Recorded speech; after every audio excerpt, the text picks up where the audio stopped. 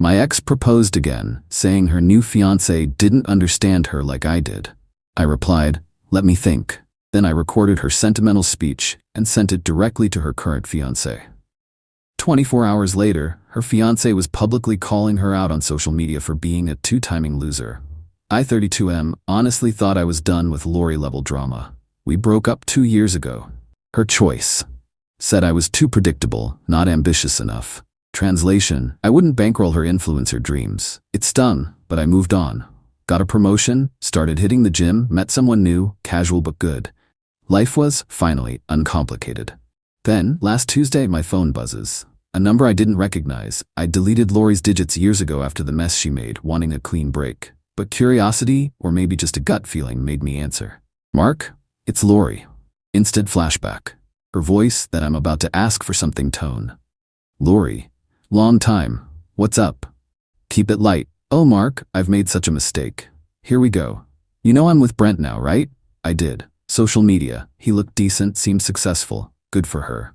"Yeah, heard. Congrats on the engagement. Seen the massive ring pics." "That's just it, Mark," she sighed dramatically. "He doesn't get me. Not like you did. He's nice, but he doesn't understand my soul. With you it was easy. You always knew what I needed." Internally, yeah. I knew you needed cash for $300 hair and endless brunches. Stayed quiet. "Mark," she whispered, like when she wanted a phone plan cosign. "Maybe we could try again? I miss you. I miss us. Brent, he's a placeholder. He's stable, but you're you." She then launched into a 5-minute monologue. I was her rock. She dreamed of our future. News to me. Brent was sweet but superficial. The kicker, he bought me this ridiculously expensive radiant sparkle diamond necklace from Glitter Galleria for our anniversary, but honestly I'd rather have that little seashell necklace you found for me on that beach trip. That meant something. Almost choked. Seashell cost dollars. Radiant sparkle? Quick Google, $5. Audacity level, expert. She finished. "So, what do you say, Mark? Our second chance." Sounded tearful, Oscar-worthy. Million thoughts. Anger, disbelief, but also cold opportunity. Waltz back in? After trashing my self-esteem and flaunting her upgrade. "Wow, Lori," feigning surprise. "That's a lot." Caught me off guard. "Honestly, I need to think. Can I call you back?" "Oh, Mark, take all the time you need," she gushed, hooked. "This is our second chance." Hung up, saved the call recording, thanks iPhone. Found Brent's public Instagram. DM, "Brent, you don't know me. Mark, Lori's ex, she just called me. You need to hear this for your own sake. No drama from me, just a heads up." Attached audio. Sent. Blocked the number she'd called from. Let pieces fall. My part done. Momentary pang, too harsh? Then remembered, too predictable and 2 years rebuilding. Nah, just consequences. Update. Woke up this morning, barely 24 hours later, to my phone practically melting. Missed calls, more unknown numbers and a frantic Ben, and social media notifications exploding. Brent, it turns out, isn't the quiet, reserved type when provoked. He also, apparently, has a pretty significant online following from some local business ventures he was involved in, and their shared social circle was, shall we say, very online and gossipy. Brent didn't just listen. He posted snippets, the juiciest bits of Lori's speech about me, Brent being a placeholder, the necklace diss, on his Insta story, Facebook, even tweeted a SoundCloud link. Tagged Lori everywhere. His caption was epic. Turns out my fiancée, Lori, was busy proposing to her ex yesterday, telling him I don't understand her soul and that I'm just a placeholder. Enjoy the radiant sparkle necklace, Lori, because that and your passions are all you'll have. Wedding's off. Oh, and to Mark, mate, you dodged a bullet. Thanks. Two-timing loser, engagement over, she belongs to the streets. Brutal. Public. Deserved. Phone rang. Ben, Mark, dude, what the hell did you do? Awestruck, not angry. Me? Gave Brent a warning. He chose the delivery. Lori is having an absolute meltdown, Ben said. Her sister Zara called me, screaming. Said I ruined Lori's life, she was confused, emotional, and I tricked her. Tricked her? By letting her speak. Breathtaking entitlement. Ben, she recorded a 5-minute monologue wanting me back while engaged. How's that tricking? I know, Ben sighed. But Zara's on a warpath. Says Lori is devastated. Brent kicked her out, parents furious with her, for once, and it's all your fault for sending the recording. Apparently, Lori's strategy was, secure me as backup, dump Brent, make it seem his fault. Never imagined I'd tell him. or that he'd go nuclear with such a wide, immediate audience. As expected, after discovering Brent's posts, she tried calling from another unknown number. Ignored it. Then came the texts, clearly Lori, typos and all, from that same new number. Mark are an evil bastard. You twisted my words. I was just vulnerable. Brent is crazy. You planned this to destroy me. My life is over. Followed by, that seashell necklace was ugly anyway, and Brent's rich. I could have had anything. You are the placeholder, Mark. Always have been. Ah, there's the Lori I remember. Cornered, lash out, rewrite history. Screenshotted them for the sheer audacity of it all, then blocked that number too. No reply. Pointless. The comments on Brent's posts were a dumpster fire, mostly aimed at Lori. It seemed like everyone in their immediate shared circle saw it instantly. By the end of the day, even a few old mutual acquaintances of mine, people I hadn't spoken to in ages but who were clearly still connected to Lori's periphery, started sending me tentative DMs like, saw the drama, always knew she was something else, good on you for getting out. Small petty part of me enjoying this. Very large part, actually. She built her image. Sweet, misunderstood. Now everyone sees the calculation. Zara, Lori's sister. Then DM'd on Instagram since Lori's numbers were getting blocked. Zara DM'd, pathetic loser Mark. Lori loved you, she's a delicate soul. Brent was controlling, you don't know. Me Zara, I have the literal full story. Your delicate soul sister tried to cheat, trashing her fiancé. He found out. Consequences. She should learn them. Zara, you'll regret this. We'll call you a psycho. Good luck. Evidence says otherwise. Bye. Blocked her profile too. Not about winning. About her finally facing a situation she can't manipulate. Played games? Game over. Update a week since the drop. Aftershock still rumbling. Lori, predictably, is playing the ultimate victim, rallying troops. Entitlement Act 1, the smear campaign. Zara wasn't kidding. Whispers via Ben that I harassed Lori. Obsessed, couldn't handle her moving on, recording edited, out of context. Her diehard friends posted vague statuses about toxic exes. Laughable, annoying, trying to paint me the villain. Entitlement Act 2, the parental pressure. Lori's mom, Mrs. Henderson, called. Syrupy sweet. Mark, dear, misunderstanding. Lori's heartbroken. Brent overreacted. She was emotional. I cut in, Mrs. Henderson, Lori proposed to me while engaged. Her tone shifted. She said Brent was a brute. She was scared. You were her safe space. My jaw nearly hit the floor. Brent a brute? The safe space she ditched for being too predictable? I countered, she should have left him, not lined me up. Mark, you must fix this. Her voice got sharper. Tell Brent you pursued her. For Lori's sake, her reputation is ruined. She can't even show her face at the country club. Oh, the humanity. Not the country club, I refuse to lie. Lori created this. She needs to own her actions. Ungrateful boy, she shrieked, then hung up. Classic. Entitlement Act 3, the mutual friend ambush. Ben called, stressed. Lori and Zara want a meeting to clear the air, explain her emotional state. I snorted. No, Ben, nothing to clear. They're relentless, implying if you don't meet, you're hiding something. Almost wavered, then remembered her voice on the recording. So confident. Duplicitous. Tell them I'm busy. Indefinitely. They can explain on Instagram. My counter move, the quiet facts. No public slanging match. That's what they wanted. Instead, something small, effective. Brent posted snippets. I had the full, unedited 5-minute recording. Sent it to Ben. Ben, since you're in the middle, maybe you should hear the whole thing. Uncut. Then decide who's emotional, who's manipulative. Also, discreetly sent it to a couple of other team mutuals Lori and Zara were trying to poison. No commentary, just the file. Effect was subtle, satisfying. Ben called back hours later. Holy shit, Mark, the full audio, it's even worse. She's cold, calculating, not vulnerable. Exactly. Whispers against me receded. People hearing the full recording couldn't deny its authenticity or Lori's intent. The revenge, if you can call it that. Lori's life, I hear, is a mess. Brent sticking to his guns. Wedding canceled, deposits lost. He's already on dating apps. Good for him. Lori moved back with her parents. Country club shame, lol. Influencer career, posting pics of Brent's gifts, nosedived. Brands dislike, 2 timing losers. A week ago, a long rambling email from Lori. Actually her, not curated. Bizarre mix of self-pity, blame, half-assed apology. Mark, I know I messed up. I was confused and scared. Brent wasn't who I thought he was. But you didn't have to destroy my life.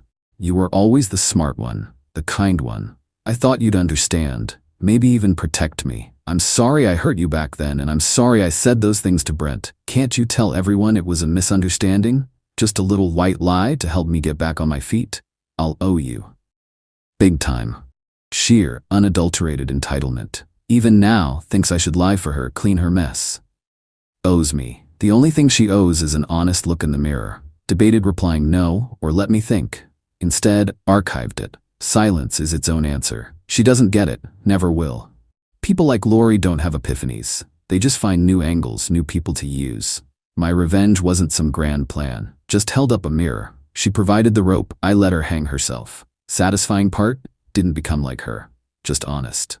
Update, 3 months now. Dust settled, mostly. Residue remains. Brent's thriving. Social media shows him happy. Traveling. DM'd me, cheers mate, owe you one. Liked it. No best buds, but some camaraderie. Lori, still Lori. Smear campaign died once full audio circulated. Victim act failed, evidence too damning. Ben says she's struggling. Parents making her get a real job. Influencer well dry. No more freebies, no fancy dinners. Just reality. She hates it. Zara still posts passive-aggressive comments if I'm mentioned. Amazing how cruel people sleep at night. I roll my eyes. Her opinion is worthless. Some defend family no matter what.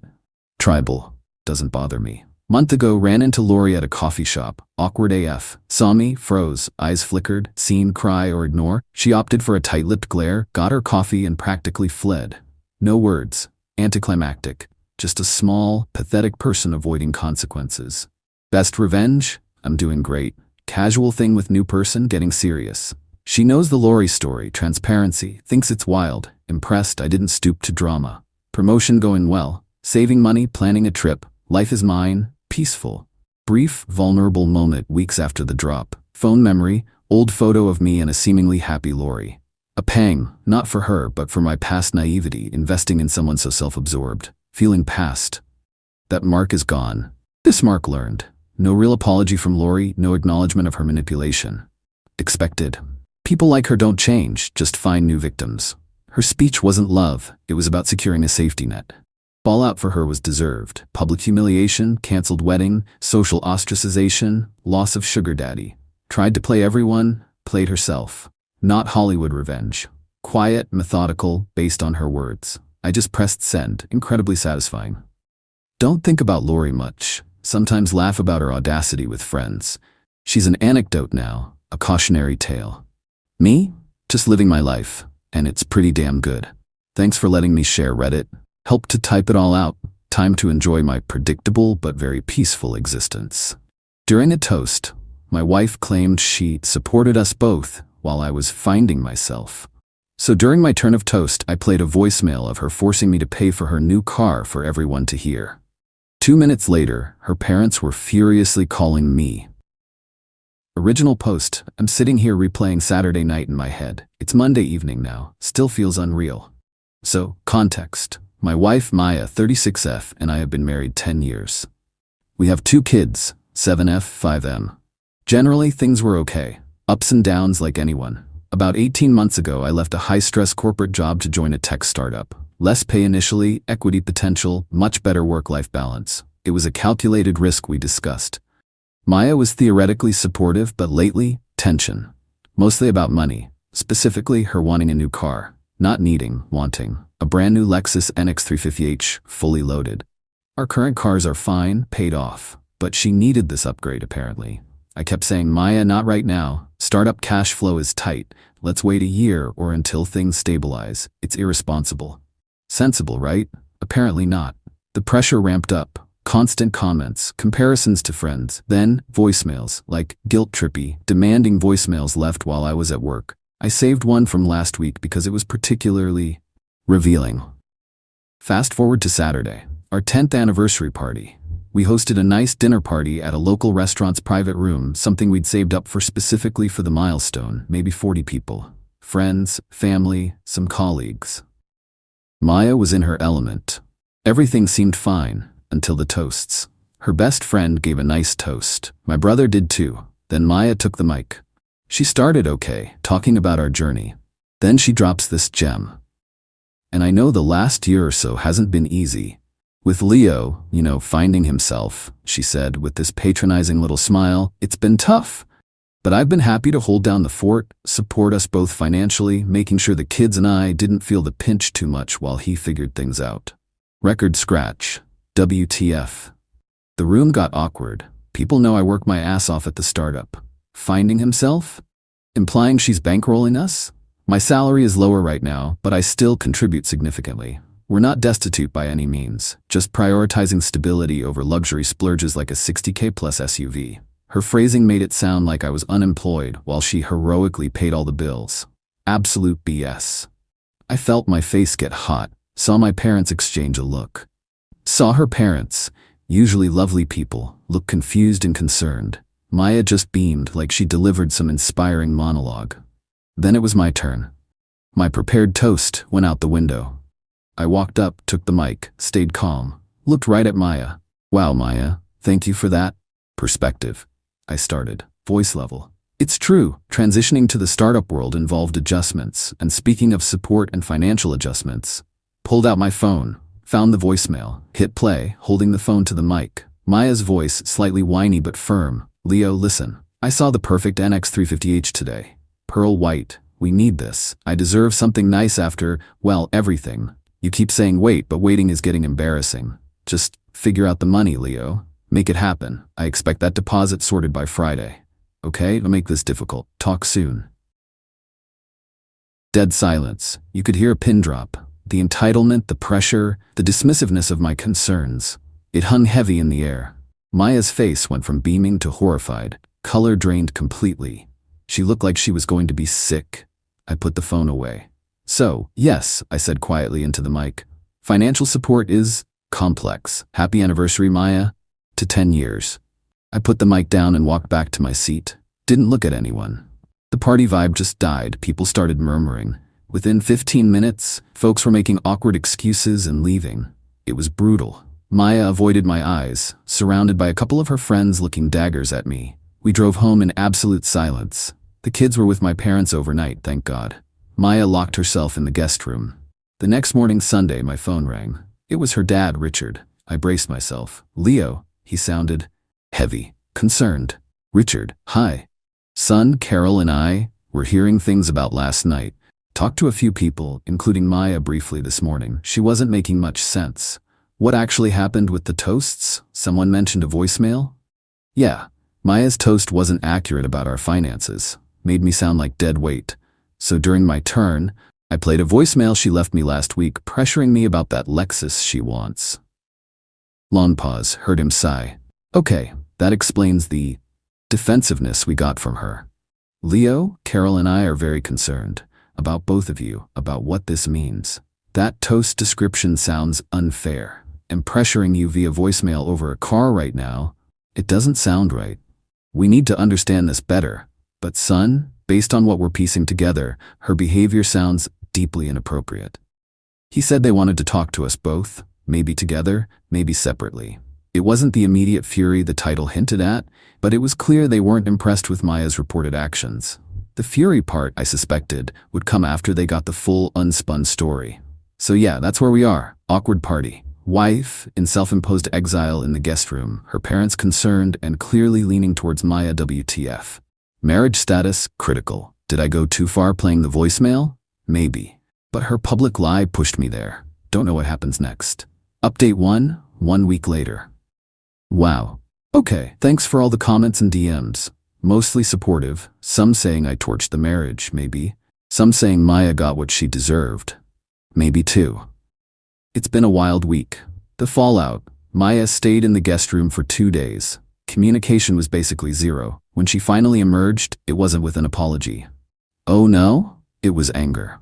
How could you, Leo? She hissed. We were in the kitchen, kids thankfully at school. Humiliating me like that, in front of everyone. My parents are questioning me constantly. Humiliating you? I asked, genuinely baffled. Maya, you stood up and basically called me a kept man after I took a calculated risk we agreed on. You lied about supporting us single-handedly. That was humiliating. I exaggerated slightly. It was a toast. You took it way too personally. And the voicemail? Was that an exaggeration too? Telling me to make it happen for a Lexus we don't need and agreed was irresponsible right now? Her eyes flashed. You recorded me? That's probably illegal. It's not one-party consent state for recordings. You twisted that. I was just venting. You sounded entitled, Maya, because you are acting entitled. That devolved quickly. No yelling, just cold, hard words. She genuinely seems to believe I'm the bad guy for exposing her BS. Enter the flying monkeys. Her sister, Qley, 34F, called me Wednesday. Qley's always been, well, fiercely loyal to Maya to a fault. Leo, Maya is devastated. She started, no preamble. She told me what you did? Playing a private recording? That's low, even for you. Even for me? What's that supposed to mean, Qley? It means you've been difficult ever since this startup thing. Maya feels neglected. She feels like she deserves something nice and you're just shutting her down. That toast? Maybe clumsy, but she was trying to express how hard it's been. By lying? And the car isn't something nice, Qley. It's a 60 cal vehicle we don't need right now. The voicemail wasn't venting, it was demanding. She's your wife. You're supposed to provide. You humiliated her in front of her parents. Her parents apologized to me for her behavior, Qley. They heard the voicemail too afterwards. They were furious with her. That shut her up for a second. Well, they're old-fashioned. They don't understand the pressures Maya is under. Okay, Qley. I'm not arguing about this. Maya misrepresented our situation publicly and has been applying unacceptable pressure privately. I reacted. End of story. You owe her an apology. No, Qley, I don't. Hung up. The parental front. My parents are supportive but worried. Told me they love me but hope we can fix it. Advised counseling. Maya's parents, Richard and Carol, did talk to us both separately midweek. Richard called me afterwards. Leo, he sounded grim. We spoke to Maya at length. She tried every excuse. Blamed you, blamed stress, said the toast was a joke, said the voicemail was misunderstood. We didn't buy it, not one bit. Carol is heartbroken. I am furious with her. The lack of respect, the financial pressure, the entitlement, it's unacceptable. We told her as much. We told her she owes you a profound apology and needs to fix this. Leo, we apologize to you for her behavior. This isn't how we raised her.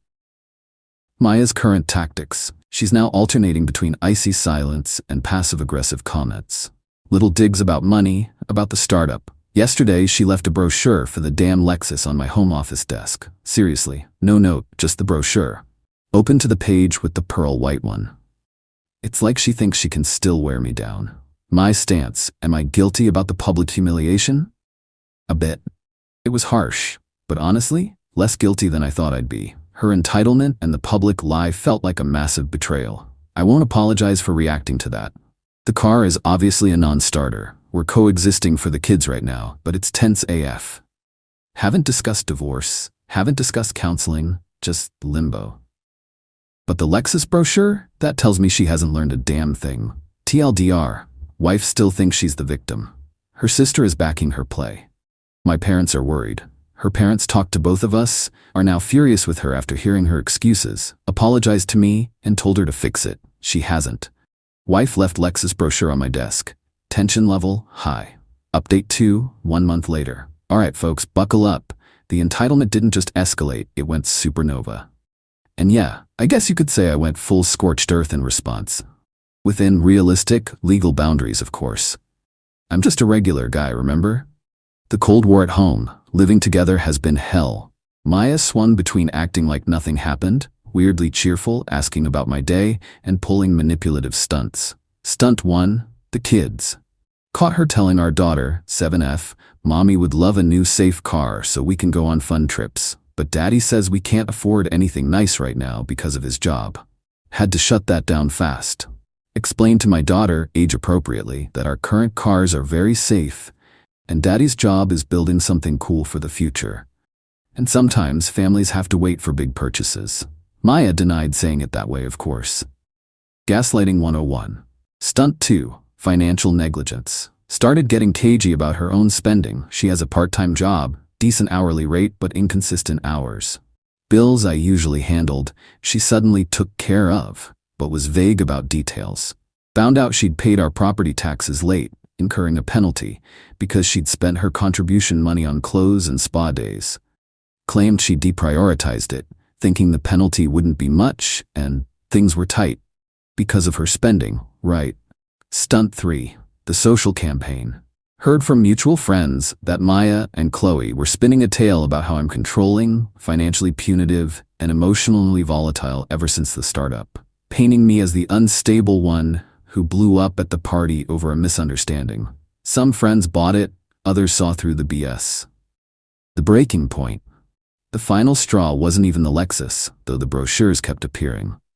It was discovering she'd opened a new credit card in her name only, fine, but likely exaggerated her income consistency potential on the application, alongside listing our actual household income to secure a surprisingly high limit, not fine, and then maxed it out.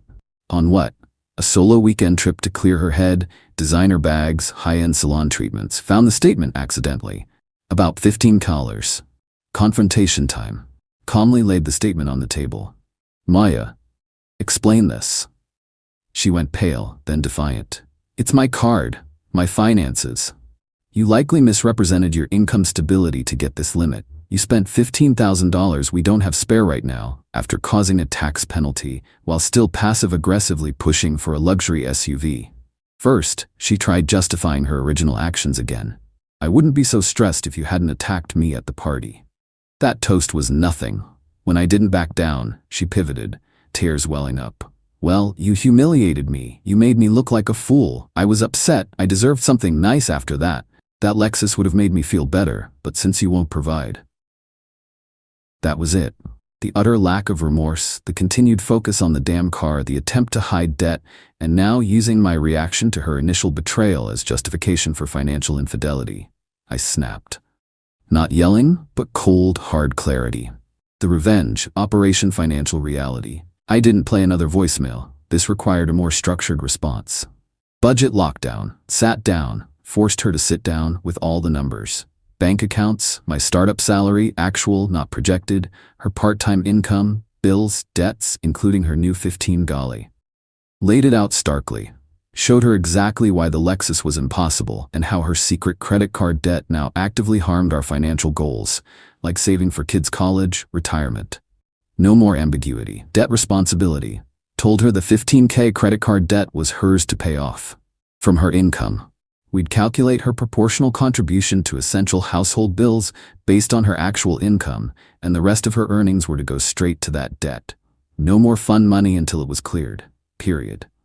Non-negotiable. Allowance cut, her fun money. The small amount I used to transfer to her personal account for incidentals? Stopped. Effective immediately. Her income needed to cover her personal spending and her debt first.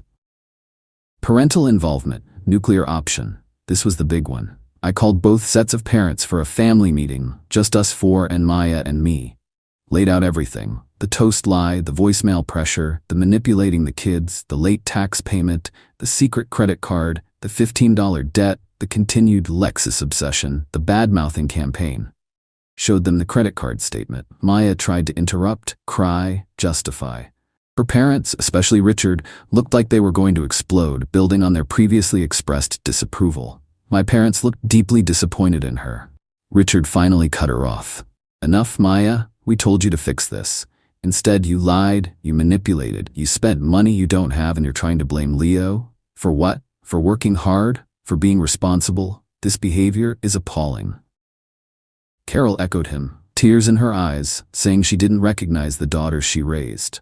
They told her, point blank, they would not be bailing her out of the credit card debt.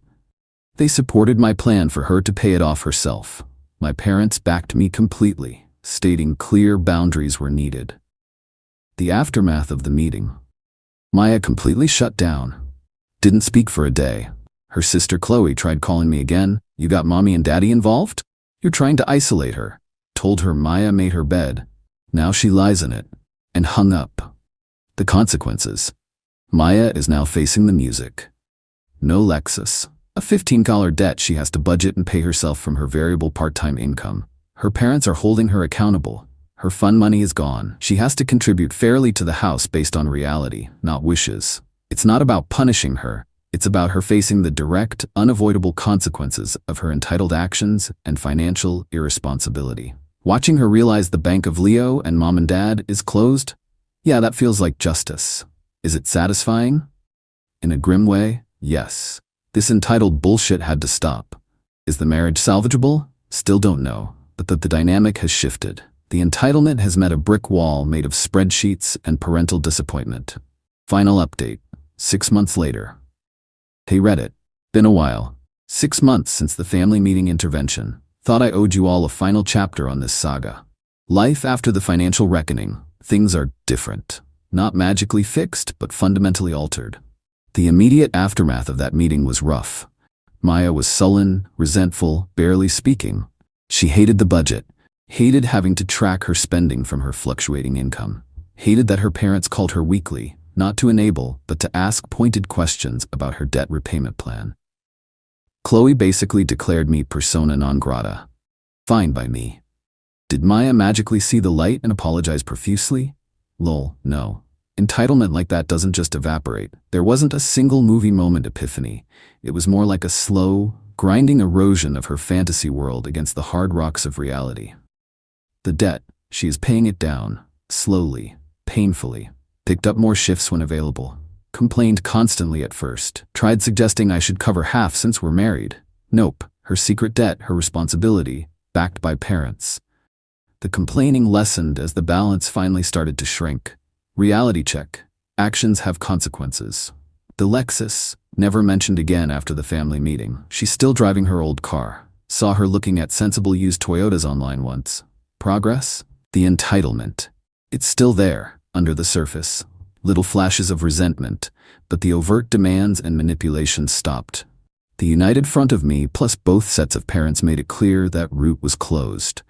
She knows she has no allies for her BS anymore. The lie toast. She eventually mumbled a half apology about the toast coming out wrong during one of the early therapy sessions. Not great, but acknowledging it was something. The voicemail? Still claims it was stress. Baby steps, I guess. The road to repair? Maybe. The weeks after the meeting were bleak. Divorce felt very possible. What changed, honestly? The kids. And both sets of parents pushing hard for professional help before calling it quits. They saw the dysfunction Maya caused, but didn't want the family blown apart if it could be salvaged. We started couples therapy about 4 months ago. It's grueling. No breakthroughs yet, but it's a structured place to talk. Our therapist is good. Doesn't let Maya slide on the financial infidelity or the entitlement issues. Doesn't let me slide on the public voicemail stunt either. Acknowledges why I did it, but explores healthier conflict resolution. Fair enough. Therapy is forcing Maya to confront her warped views on money, status, and respect. It's forcing me to confront my communication failures, saving voicemails instead of addressing issues head-on earlier maybe, and the lingering anger.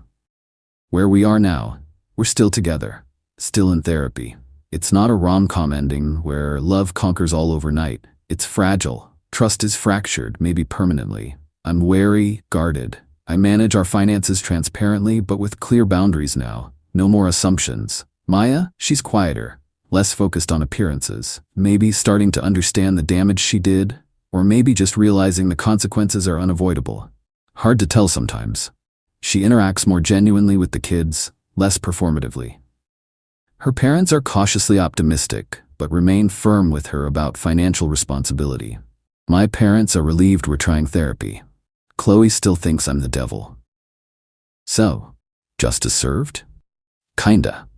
Maya faced real, tangible consequences engineered not just by me, but by the natural weight of her own bad decisions and the intervention of family who refused to enable her. She didn't get the car, she got debt and accountability. The satisfaction isn't about revenge, it's about the fact that the entitled narrative finally crashed and burned against reality. Will we make it? 50-50, but we're talking. We're in therapy. The Lexus is gone from conversation. That's the update. Thanks for listening, Reddit. It helped, actually. Time to log off and live this messy, complicated reality.